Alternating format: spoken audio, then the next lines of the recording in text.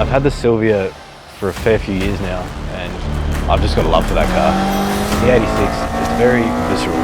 Like, you feel everything. It's a car you actually drive.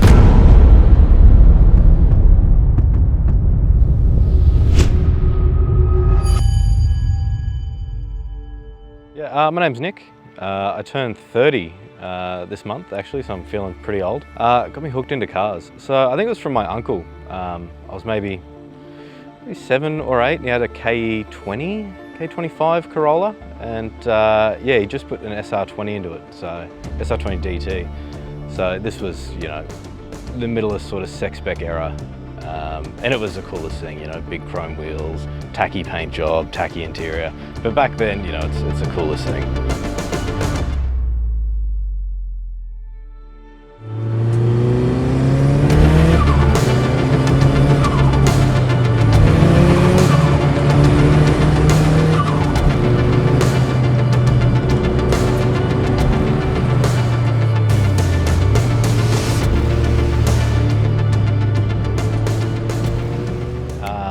My daily is a Tesla Model 3, just a poverty pack. I've got a 2002 S15 and a 1985 AE86.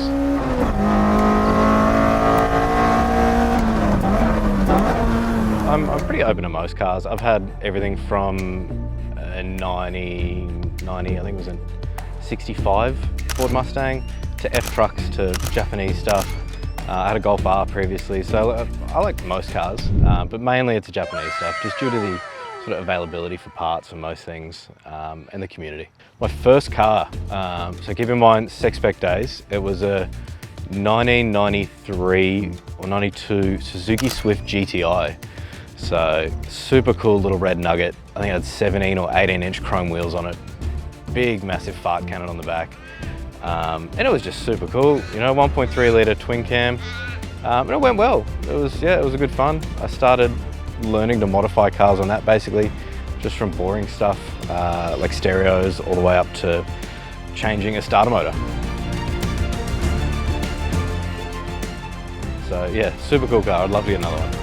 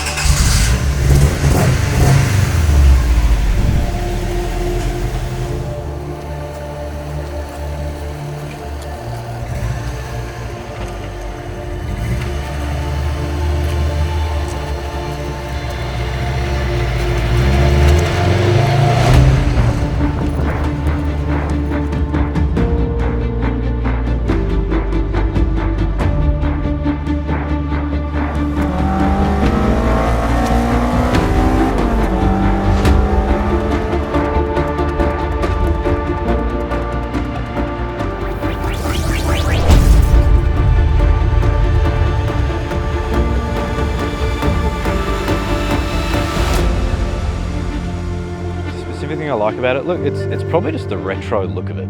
You know, normal cars or modern cars don't look like that these days. It's just so different compared to everything else. But in saying that, you know, it's just a Corolla. It's just an old Corolla. But again, the modifications to it, the wheels, the bonnet, it's just a cool looking car.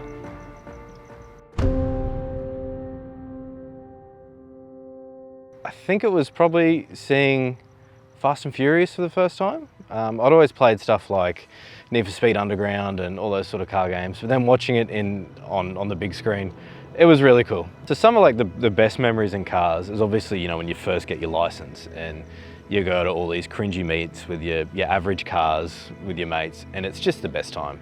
But recently, we were driving up the highway with a bunch of us going to dinner, you know, nothing too exciting. And just all the cars mobbing up the highway together. It's so cool. It's just a core memory that you'll remember. Like I said, there's no greater memory. I still remember the first day I got my Ps and just going out for a drive by myself. It was really good. When I'm away for work, it can get pretty stressful and frustrating. but I had a little Polaroid of my cat and my cars. So, you know, it definitely does help, you know, thinking about back home and just looking forward to catching up with mates and having beers while working on cars in the garage. When you sort of run into someone who hasn't had a lot of experience with cars or doesn't know a hell of a lot, and they're happy to learn, it's great just to teach people and, yeah, talk about the things you like. Don't be an idiot on the roads. I've lost my license before, and it's not worth that 2 minutes of fun. Like every Wednesday at the Motorplex, you can go drag racing, you can do burnouts. You're all losers. I hate you all. And I look forward to seeing you again. That's the perfect.